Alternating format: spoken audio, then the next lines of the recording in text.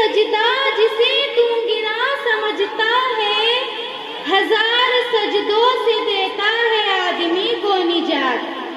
جناب صدر محترم و مشفق اساتذہ اکرام، معزز سامعین و سامعات، آج کی اس محفل میں آپ حضرات کے سامنے کچھ نماز کے متعلق عرض کروں گی، جو تمام عبادتوں میں سب سے زیادہ اہم عبادت ہے، جو قرب خداوندی میں سب سے زیادہ اہم ذریعہ ہے۔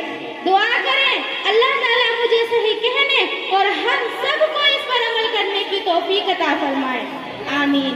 محترم سامعین و سامعات، جب قیامت قائم ہوگی، حشر کا میدان ہوگا اور تمام دنیا کے اولین اور آخرین کا اجتماع ہوگا، ہر شخص عجیب کیفیت میں مبتلا ہوگا، ہر انسان کی پیشانی عرق آلود ہوگی، نفسی نفسی کا عالم ہوگا۔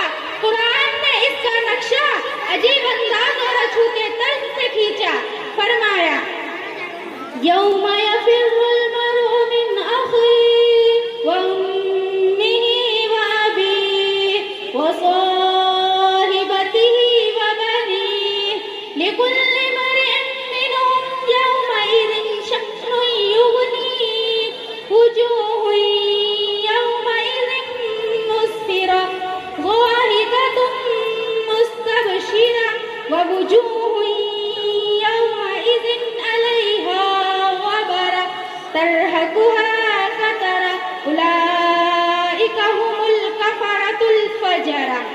یعنی وہ دن ایسا ہوگا جس دن بھائی بھائی سے جدا ہوگا، بیٹی ماں سے بھاگے گی، باپ بیٹے سے نفرت کرے گا، شوہر بیوی سے الگ تھلگ ہوگا، بیوی اپنے شوہر سے کچھ دور بھاگے گی۔ غرض اس دن ہر انسان میں ایک شان بے نیازی ہوگی، ہر شخص بے چینی و گھبراہٹ کے عالم میں مبتلا ہوگا، اور حق جل مجدہ کی جانب سے ارشاد ہوگا آج یہاں نہ تمہاری جائیداد کام آئے گی، نہ تمہارے محلات تمہیں بچا سکیں گے، نہ تمہارے دوست احباب کا جمع غفیر بچا سکے گا۔ آج تو صرف اور صرف تمہارے اعمال کام آئیں گے، تمہاری دیانت و امانت، تمہاری صداقت و روحانیت تمہیں اس یوم الجزا سے بچا سکے گی۔ ارشاد ہوگا یہ گھڑی محشر کی ہے، تو عرصۂ محشر میں ہے، یہ گھڑی محشر کی ہے، تو عرصۂ محشر میں ہے، پیش کر غافل عمل گر کوئی دفتر میں ہے۔ محترم سامعین و سامعات، ان تمام اعمال میں سے سب سے پہلے نماز کا سوال کیا جائے گا، پوچھا جائے گا ہم نے تمہیں تندرستی و صحت عطا کی، تم نے اسے نماز کے لیے استعمال کیا یا نہیں؟ روزے محشر کے جاگداز کن، روزے محشر کے جاگداز کن، اولین کوشش نماز کن۔ یقیناً نماز ایک اہم ترین عبادت ہے، دین کا اہم ستون ہے۔ نبی کریم صلی اللہ علیہ وسلم نے فرمایا نماز دین کا ستون ہے، جس نے نماز کو قائم کیا اس نے دین کو قائم رکھا، جس نے نماز کی پرواہ نہ کی وہ دین سے بے پرواہ ہو گیا۔ کفر اور اسلام کے درمیان میں نماز ہی مد فاصل ہے۔ محترم سامعین و سامعات، نماز کی اہمیت کا اندازہ اس بات سے لگایا جا سکتا ہے کہ بیماری میں بھی نماز معاف نہیں ہو سکتی۔ اگر کوئی شخص کھڑے ہو کر نماز نہیں پڑھ سکتا ہے تو بیٹھے بیٹھے نماز ادا کر لے، اگر بیٹھ کر بھی نہیں پڑھ سکتا ہے تو لیٹے لیٹے نماز ادا کرے۔ نماز کسی بھی صورت میں معاف نہیں ہو سکتی۔ نبی کریم صلی اللہ علیہ وسلم من ترک الصلاة متعمدا فقد کفر، یعنی جس نے جان بوجھ کر نماز کو چھوڑا اس نے دین کو قائم نہیں کیا، جس نے نماز کی پرواہ نہ کی۔ گویا کفر اور اسلام کے درمیان میں نماز ایک آڑ ہے، اگر کوئی شخص نماز کو چھوڑتا ہے تو وہ اس آڑ کو ختم کر دیتا ہے۔ نماز ایک نور ہے، اس سے دل کو روشنی ملتی ہے، اس سے ٹھنڈک حاصل ہوتی ہے، سکون اور اطمینان میسر ہوتا ہے۔ فرمایا تاجدار مدینہ محمد ترک الصلاۃ متعمدا فقد کفر، یعنی جس نے نماز کو چھوڑا اس نے کافروں والا عمل کیا. نماز من ترک الصلاۃ متعمدا فقد کفر، میرے آپ یعنی جس نے نماز کو چھوڑا اس نے کافروں والا عمل کیا. اللہ تعالیٰ فرمایا تاجدار مدینہ محمد صلی اللہ علیہ وسلم نے قرۃ عینی فی الصلاۃ، میری آنکھوں کی ٹھنڈک نماز میں ہے. جب بھی گھبراہٹ کا موقع آتا یا اور کوئی مصیبت نازل ہوتی، آندھی طوفان آتا، آپ صلی اللہ علیہ وسلم فوراً مسجد کا رخ کرتے اور نماز میں مشغول ہو جاتے.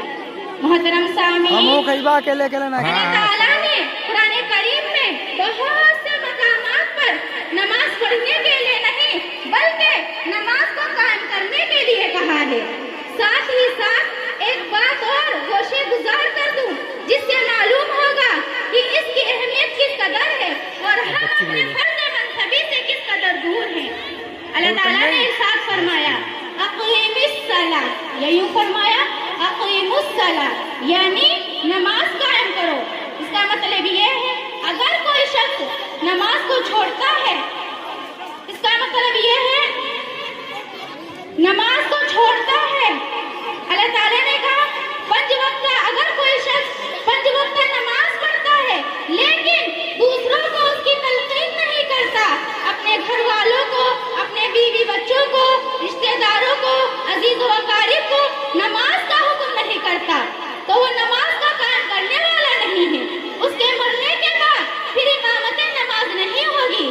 جہاں بھی قرآن میں اور حدیث میں رسول اللہ صلی اللہ علیہ وسلم بلکہ نماز کو قائم کرنے کے لیے کہا ہے، اور انہی کی تعریف قرآن میں فرمائی ہے جو اقامت صلاۃ کا فریضہ انجام دیتے ہیں.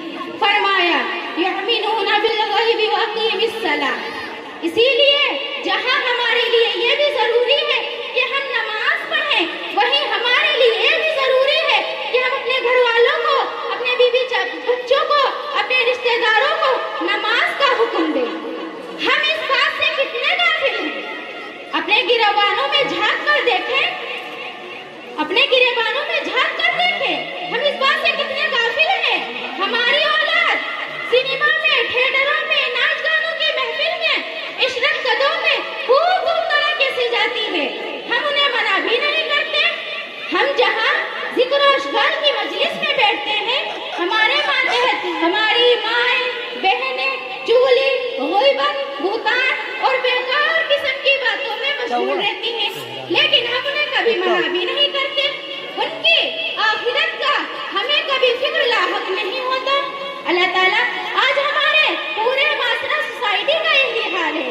اللہ تعالیٰ ہماری حفاظت فرمائے. محترم سامعین و سامعات، ہمارے دنیا میں آنے کا مقصد کیا ہے؟ ہمارے دنیا میں آنے کا مقصد کیا ہے؟ ہمارے دنیا میں آنے کا مقصد یہ ہے کہ ہم یہاں اچھے عمل کریں، خدا کے یہاں سرخرو ہو جائیں، فحش اور بری باتوں کا ہم سے خاتمہ ہو جائے. اور یہ باتیں اس وقت ہو سکتی ہیں جب ہم نمازوں کا اہتمام کریں، جب ہم نمازوں کا اہتمام کریں، خدا سے لو لگائیں. اللہ تعالیٰ نے ارشاد فرمایا ان الصلاۃ تنہی عن الفحشاء والمنکر، یقیناً نماز ہی برائی اور بے حیائی سے روکتی ہے. آئیے ہم عہد کریں انشاءاللہ نمازوں کا اہتمام رکھیں گے انشاءاللہ. اللہ تعالیٰ ہم سب کو اور تمام مسلمانوں کو نماز کے اہتمام کی پکی اور سچی توفیق نصیب فرمائے. آمین ثم آمین. وآخر دعوانا ان الحمد للہ رب العالمین. نماز پنجگانہ اگر تو ادا کرتا رہے گا مومنو، نماز پنجگانہ اگر تو ادا کرتا رہے گا مومنو، نعمت خداوندی سے سرشار رہے گا. اگر نماز تو نے چھوڑی پنجگانہ، اگر نماز چھوڑی تو نے پنجگانہ، تو ہمیشہ زندگی میں پریشان رہے گا مومنو. السلام علیکم ورحمۃ اللہ وبرکاتہ.